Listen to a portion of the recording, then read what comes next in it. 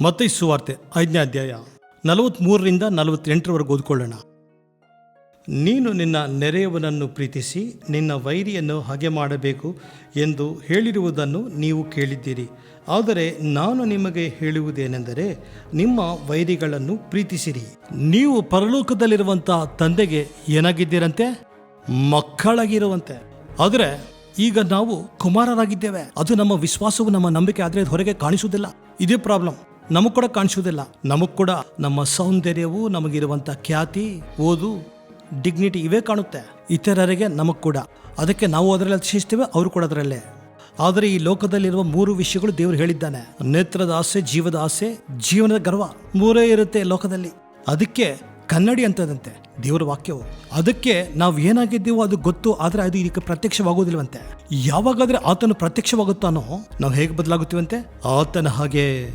ಆತನಾಗಿ ಬದಲಾಗಿ ಆತನ ನೋಡ್ತೇವಂತೆ. ಅದಕ್ಕೆ ನಾವು ವಿಶ್ವಾಸದಿಂದ ನಂಬಬೇಕು. ಎಲ್ಲರೂ ಹೇಳಿ ನಾನು ದೇವರ ಕುಮಾರನು, ಕುಮಾರಿ ಅಂತ. ಅದಕ್ಕೆ ನಾವು ಕೂಡ ಫ್ಯೂಚರ್ಲಿ ಹಾಗಾಗುತ್ತೇವೆ ಅಂತ ಊಹಿಸ್ಕೊಂಡು ಜೀವಿಸಬೇಕು. ಅದನ್ನೇನಂತಾರೆ? ವಿಶ್ವಾಸ ಅಂತ ಹೇಳಿ, ನಿರೀಕ್ಷಣೆ ಅಂತ ಹೇಳಿ. ಆ ನಿರೀಕ್ಷಣೆ ಉಳ್ಳವರೇ ಈ ಲೋಕದಲ್ಲಿ ಕೆಟ್ಟತನವನ್ನು ತಪ್ಪಿಸಿಕೊಳ್ತಾರಂತೆ. ಆ ನಿರೀಕ್ಷಣೆ ಉಂಟಾಗೋದನ್ನು ಏನಂತಾರೆ? ದೊಡ್ಡ ವಾಗ್ದಾನಗಳು, ಎಕ್ಸೀಡಿಂಗ್ ಗ್ರೇಟ್ ಪ್ರಾಮಿಸಸ್.